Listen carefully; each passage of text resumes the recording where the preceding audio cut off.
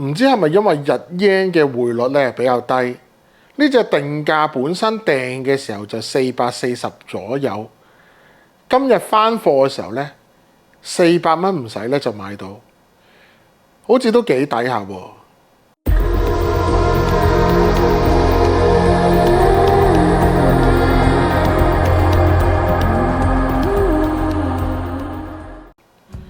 歡迎嚟到 Hobby Hub，今日同大家睇呢隻敘述高達私營裝備 World Car。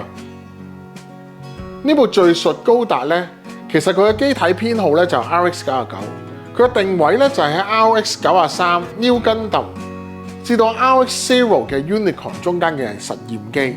咁所以可能咧，各位師兄咧對呢部實驗機咧，其實都冇乜印象。咁而呢一部機體咧，其實曾經係出過 HG 版本嘅。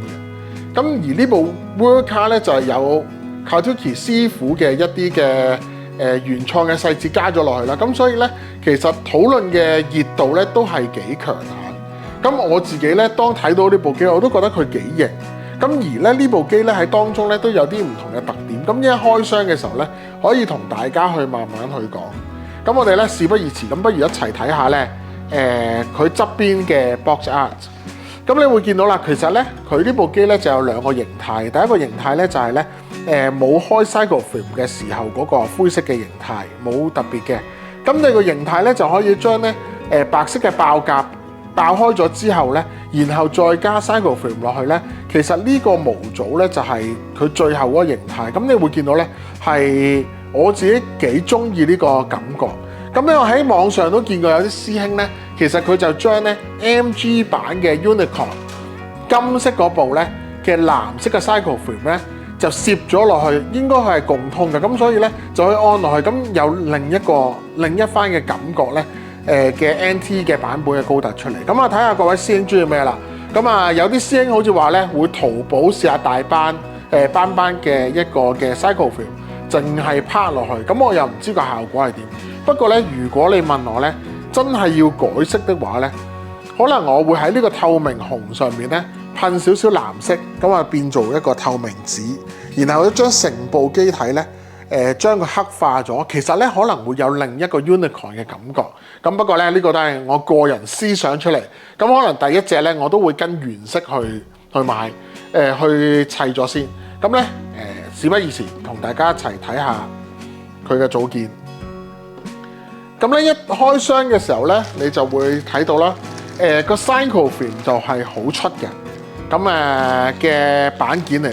咁而咧，如果睇清楚呢個年份咧，呢個 cycle frame 咧都係2023年製造。咁即係咧，同之前嗰個 MG 雖然共通都好咧，佢係有啲唔同。咁唔同嘅地方咧就係咧，佢喺個 cycle frame 裏面咧係 Kawauchi 師傅咧就加咗啲唔同嘅細節位，好叫咧就砌出嚟嘅時候咧。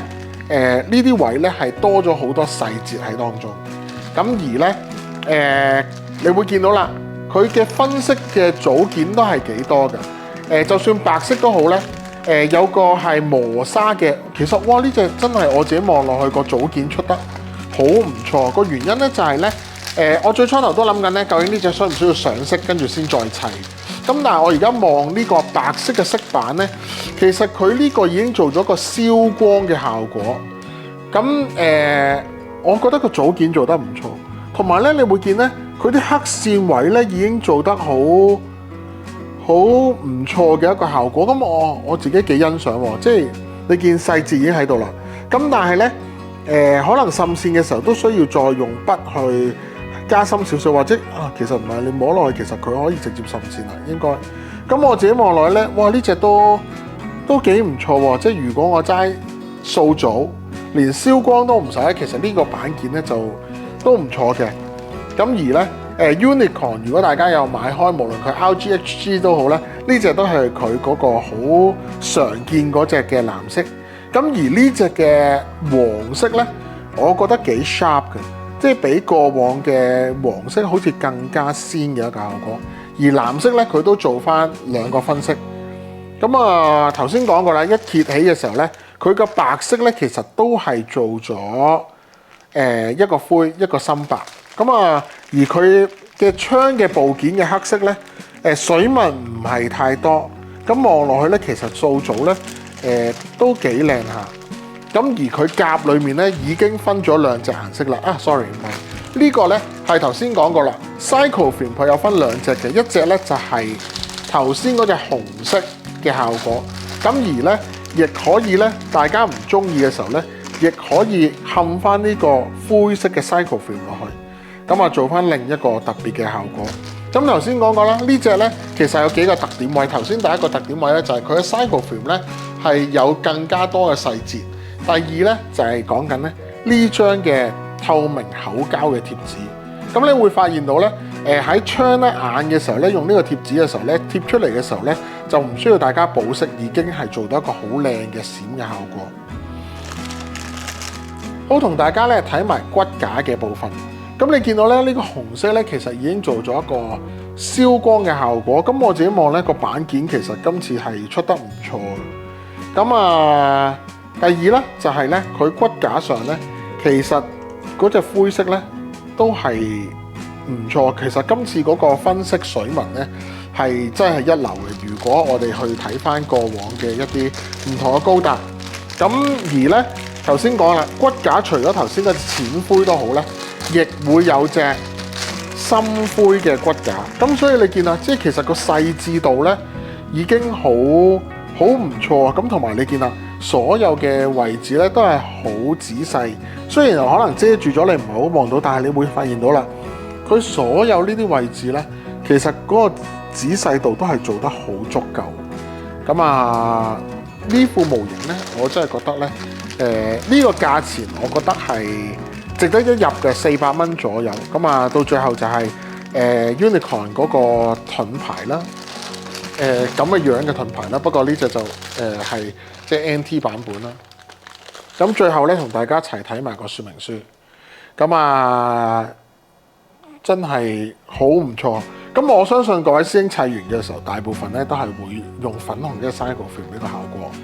咁佢都講咗，頭先講咗啦，喺細節部分個 Cyclofilm 咧係多咗好多嘅一啲細節嘅效果，所以砌出嚟嘅時候咧，其實成隻咧嗰個仔細度啦、黑線度咧，其實都係好足夠。咁不得不提咧，就係咧第三個咧，可能比較上特色啲咧，就係佢嗰個核戰機啊。咁咧其實咧，佢係真係可以做翻個核戰機嘅效果，然後咧攝翻喺中間。二嚟咧，就算打開隻核戰機咧，都好似一隻雀仔嘅一個嘅流線型，同過往嘅核戰機咧係嗰個硬邦邦嘅感覺咧係好唔同。咁呢個咧就有兩個對比啦，一就係佢用普通嘅板件啦砌出嚟啦，第二個就係 Cyclofilm。咁呢兩個都 show 晒俾你睇啦。其實佢呢本說明書咧，都幾厚身下。咁個原因點解咧？佢會慢慢話俾你聽，究竟 body 係用邊幾件板件，核戰機係用邊幾件板件。呢個嘅設計說明書我都係第一次見 Bandai 咁樣去 show。望出嚟其實都幾吸引。然後就有翻基本嘅一版啦。同上次如果上一次如果大家有印象咧，就係知道咧對上一次嘅 World 咧就係Zeta 嚟嘅。但係咧 Zeta 咧嗰次我都有出片講過咧，就係咧其實好似咧佢冇乜地方係做咗 undergauge。咁咧今次雖然你問我啦，係咪一定要 undergauge？未必嘅。不過有時咧如果當佢一啲外露嘅板件做咗 undergauge咧，其實大家喺嗰個磨啦或者嗰個素組上面咧係有一個更好嘅效果。咁你見到啦，喺白色嘅呢啲部分，咁佢已經做咗 undergauge。Cyclofilm 頭先講噶粉紅色部分做咗啦。咁最後咧就係咧有啲灰色嘅件咧，其實佢都已經做咗 undergauge 嘅部分。咁即係變相咧，即係暗喻緊有機會砌完出嚟咧，佢外露嘅水口位其實已經咧完全咧已經係唔可以講完全，一大部分外露嗰啲咧，其實佢已經做咗 undergauge，變相大家素組齋磨，其實齋拍咧，其實呢隻咧都係一隻唔錯嘅一隻跟斗。咁但我相信咧，一定有唔同嘅師兄咧，就係會噴佢自己中意嘅顏色啦。我都唔排除我可能我會買兩隻翻嚟，一隻可以噴其他嘅顏色。咁你見到啦，開始嘅時候咧就砌咗核戰機，咁你可以咧另外去擺起呢隻核戰機，或者咧將佢收翻埋佢，咁啊，然後咧就再砌嗰個心口嘅部分啦，咁然後咧就一路砌落去，然後就砌個頭啦，跟住就兩隻手，咁你會見啊，其實咧佢個可動。其實你見到啲件都係幾細件，其實個細緻度應該做出嚟咧都係唔錯嘅效果。咁然後咧到最後咧就砌埋隻腳。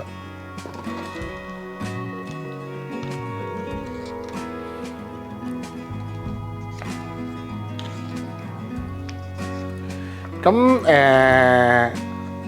係啦，大家見到啦，愛魯嘅時候佢就做翻個 undergaze 俾你啦。咁啊，令到你砌出嚟隻腳咧，就外露嘅位置咧就冇咁多水口位。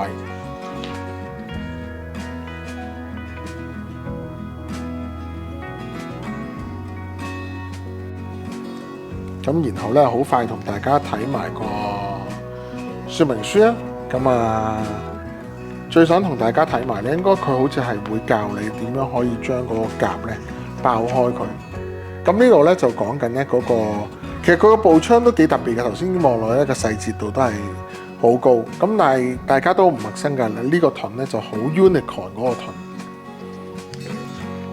盾，咁然後咧當拍埋咗之後咧，佢就教你點樣裝翻唔係，當你拍起咗嘅時候，佢就慢慢教你點樣拆翻開佢，打翻開啲夾，然後裝翻啲 cycle film 入去，咁然後咧就一路砌落去咧，你就會發現到咧。你當中咧就可以砌翻晒所有嘅 cycle film， 就做翻最後嗰個終極形態嗰個效果。咁啊，跟住之後上埋貼紙，咁啊呢隻咧就完成咗啦。咁我自己望落去咧，其實呢一隻咧係都誠意滿滿嘅一隻高達。個原因點解？因為我自己睇落去咧，其實個板件上咧，其實都係好足。而咧，大家當你再睇翻個板件嘅時候，雖然佢係一隻咧好似 unicorn 咁樣，有好多咧部件咧都可以用得翻，但係咧你見到咧，佢其實好多件板件應該都係重新開。咁因為咧你見到冇交叉喺度，有交叉嗰啲咧就係可能係之前有啲板件，咁佢就主力用翻佢相關嘅一啲部件咧。咁其他咧就會係用一啲新。咁你見到啦。除咗 A、B 係會有交叉之外咧，其他嗰啲咧全部都係一啲咧新做嘅板件，就為咗呢隻 Worka 嘅敘述高達。咁啊，我自己望落去咧，呢隻真係都唔錯一個高達。希望咧今段片咧都為大家咧去講解咗啦，或者睇咗咧值唔值得入手。咁你會見啦，佢最後咧都係有張水貼俾你嘅。咁啊〜如果有興趣嘅師兄，我相信咧近排咧無倉或者其實各大模型鋪咧都會繼續翻貨。咁啊有興趣嘅可以繼續去睇下究竟買唔買到。咁我自己而家望到呢個價錢咧都係399左右啦。咁應該都周街都係呢個價錢咁滯㗎啦。咁如果有興趣咧，記住買咯喎。記住開邊盒咧係為你咧帶更多最新模型資訊。記住 like、share、subscribe 呢段影片，下條片再見。